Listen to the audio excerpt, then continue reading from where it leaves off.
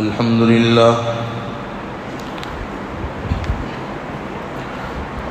لله وحده والصلاة والسلام على من لا نبي بعده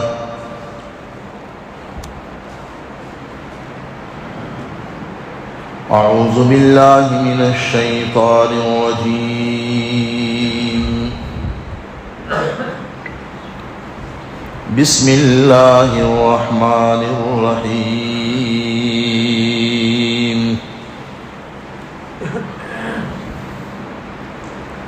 يا أيها الذين آمنوا لا تدخلوا بيوت النبي إلا أن يؤذن لكم إلى طعام غير ناظرين إناه ولكن إذا دعيتم فادخلوا فإذا طعمتم فانتشروا ولا مستأنسين لحديث إن ذلكم كان يؤذي النبي فيستحيي منكم صدق الله مولانا العظيم وصدق رسوله النبي الأمي الكريم ونحن على ذلك لمن الشاهدين والشاكرين والحمد لله رب العالمين.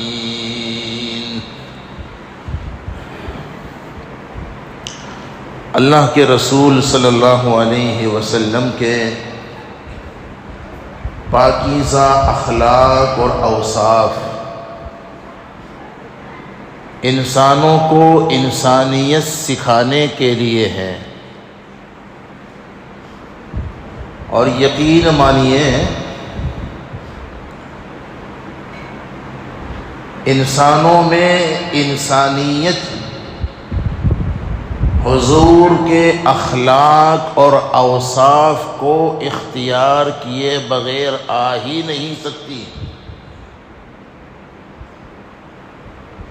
الحمدللہ ہماری کوشش یہ رہتی ہے کہ صرف بیان نہ سنایا جائے، اور میں کہا کرتا ہوں بیان صرف سننے کے لیے نہیں ہے، اور حضرات علماء کو بہت ذمہ داری کے ساتھ ہی بیان کرنا چاہیے، بالکل تقلیدی بیان نہیں کرنا چاہیے، تحقیقی بیان کرنا چاہیے، پوری تیاری کے ساتھ قرآن و سنت کو پیش کیا جائے، ادھر ادھر کی نہ ہاکے۔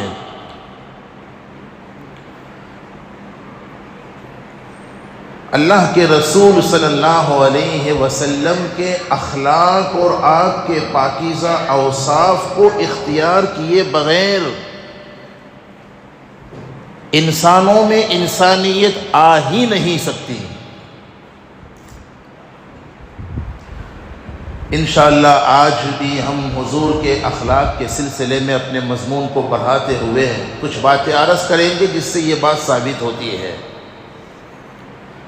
چنانچہ حضور کے اخلاق اور اوصاف کے سلسلے میں آپ نے پچھلے کئی جمعوں سے مختلف اوصاف اور مختلف اخلاق کو سنا ہے۔ آج ہم یہ بتلانے کی کوشش کریں گے قرآن و سنت سے کہ حضور کے پاکیزہ اخلاق و اوصاف میں حیا، شرم، یہ حضور کا بہترین وصف تھا۔ گزشتہ جو ہم نے حضور کی سخاوتوں کا تذکرہ کیا تھا تب بھی یہ بات بتلائی تھی حدیث پاک سے کہ سب سے بڑے سخی اللہ ہیں اور اس کے بعد رسول اللہ ہے صلی اللہ علیہ وسلم۔ یہاں بھی وہی حال ہے، سب سے بڑے باحیا، سب سے زیادہ شرم اور حیا والے اللہ ہے۔ ترمذی کی روایت ہے مشکات میں جس میں یہ بات موجود ہے، اور اللہ کی شرم و حیا کا تذکرہ رسول اللہ نے اس طرح کیا. سب سے پہلے اللہ کی شرم اور اللہ کی حیا کو سنو، اس کے بعد رسول اللہ کا تذکرہ. اچھا حیا کسے کہتے ہیں؟ پہلے یہ سن کر کے آگے بڑھتے ہیں ہم. شرم و حیا کہتے کسے ہیں؟ شرمانا، حیا کرنا کسے کہتے ہیں؟ یاد رکھیے، کسی بھی گناہ کے وقت دل میں جو ہچکچاہٹ پیدا ہوتی ہے نا، اس کا نام حیا ہے، شرم ہے. اصطلاحی اعتبار سے علماء محققین نے لکھا کہ کسی بھی ناپسندیدہ کام کے وقت انسان کے دل میں ایک جو کیفیت پیدا ہوتی ہے ہچکچاہٹ کی، اسے حیا کہتے ہیں، اسے شرم کہتے ہیں. اور یہ حیا اور شرم انسان کی فطرت میں اللہ رب العزت نے رکھی ہے. ہم نے اس کا تذکرہ ایک مقام پر کرتے ہوئے عرض کیا کہ دیکھیے آدم علیہ السلام اور اماں حوا رضی اللہ عنہا سے اللہ رب العزت کی حکمت کے پیش نظر جو خطا ہوئی تھی، تو تفصیلی واقعہ قرآن پاک میں ہے. اس خطا کے بعد ان کا جو لباس تھا جنتی، وہ جنتی لباس جسم سے ہٹا دیا گیا. انسان اگر بے لباس ہو جائے تو جس میں واقعتاً انسانیت ہے، اس کے لیے یہ بہت شرم کی بات ہے. میرے ایک ایک لفظ میں ذرا غور کریں. کوئی بھی انسان اگر بے لباس ہو جائے تو اگر واقعتاً اس میں انسانیت ہے، حیوان اور جانور کی طرح نہیں ہے، تو ایسا انسان بے لباس ہونے کو کبھی پسند کر سکتا ہے؟ چنانچہ حضرت آدم اور حوا جس وقت اللہ کی طرف سے بے لباس ہو گئے، مجھے صرف انسانیت کی فطرت میں حیا ہے، اس کی طرف قرآن سے اشارہ کرنا ہے. قرآن اس کیفیت کو بیان کرتے ہوئے کہتا ہے فَتَفِقَا يَخْصِفَانِ عَلَيْهِمَا مِنْ وَرَقِ الْجَنَّةِ. جب جنتی لباس ان سے ہٹا دیا گیا تو اپنے جسم کو چھپانے کے لیے جنت کے پتے، درخت کے پتے اپنے جسم پر لگانے لگے تاکہ جسم چھپ جائے، ننگاپن ختم ہو جائے. اس سے مفسرین نے یہ بات ثابت کی کہ دیکھیں انسانیت میں، انسان کی فطرت میں اللہ نے شرم و حیا کا مادہ رکھا ہوا ہے. آج جن لوگوں میں شرم و حیا نہیں، ننگاپن ہے.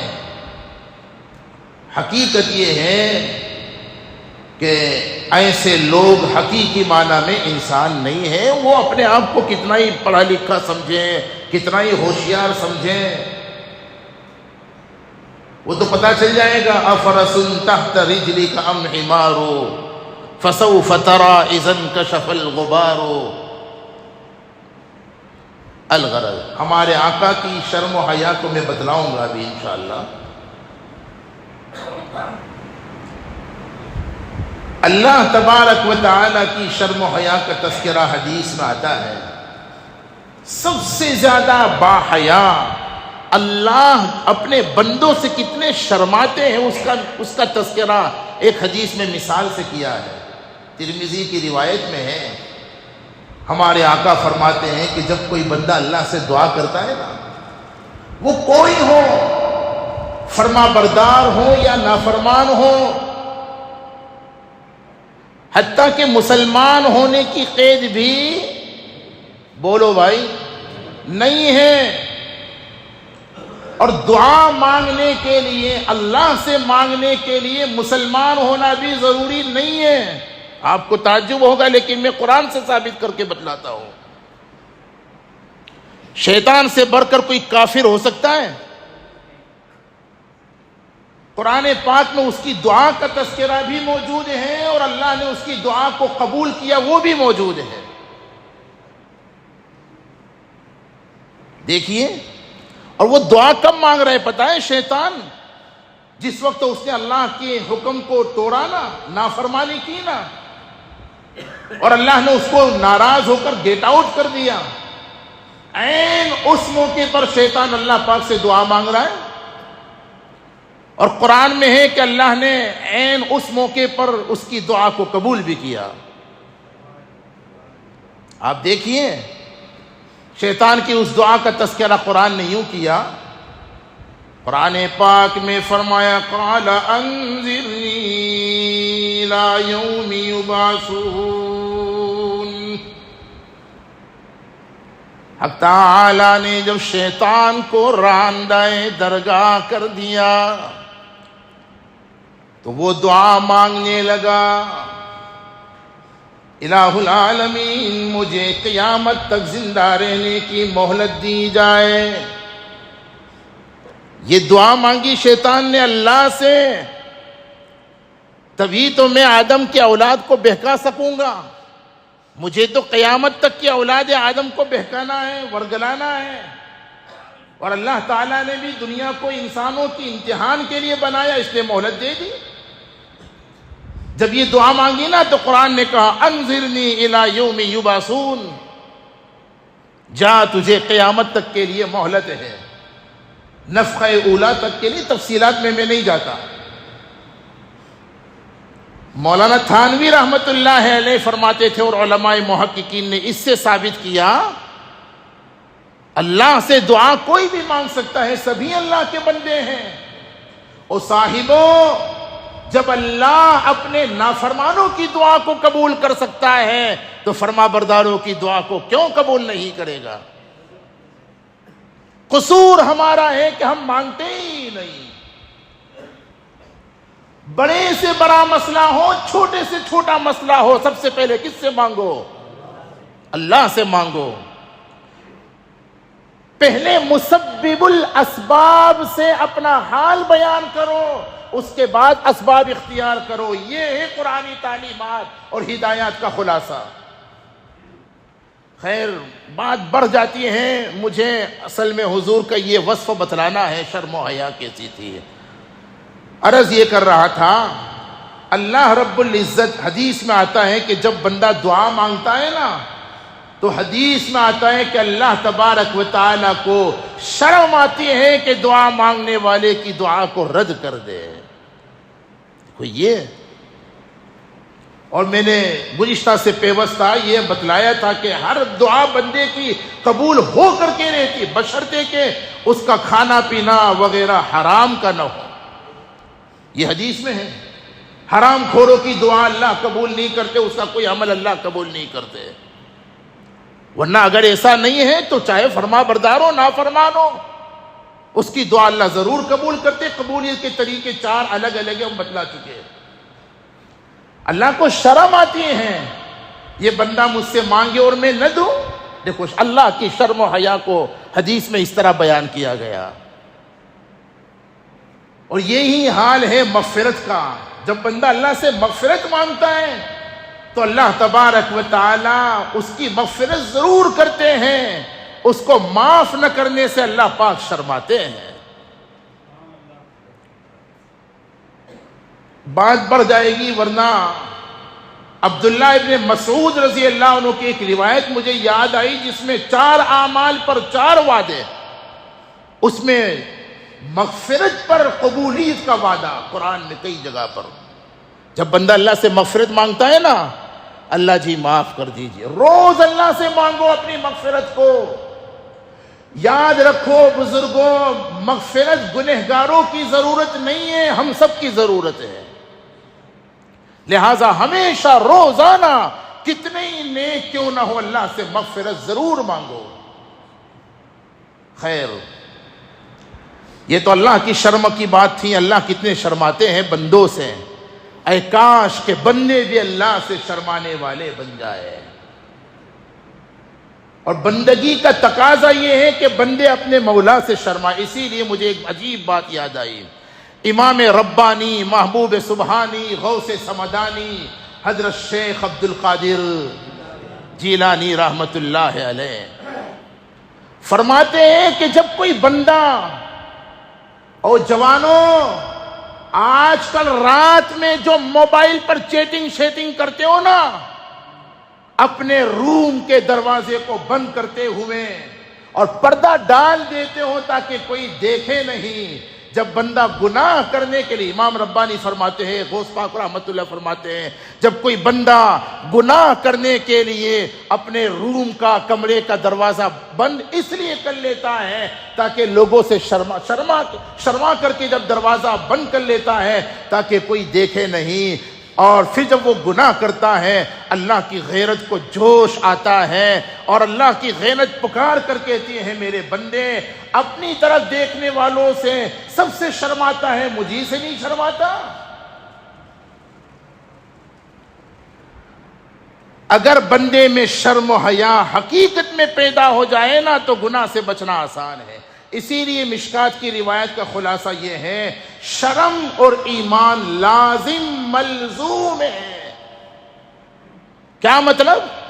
جہاں ایمان ہے وہاں شرم ضرور ہوگی، اور اسی کے اندر شرم نہیں ہے جس کے اندر ایمان نہیں ہے۔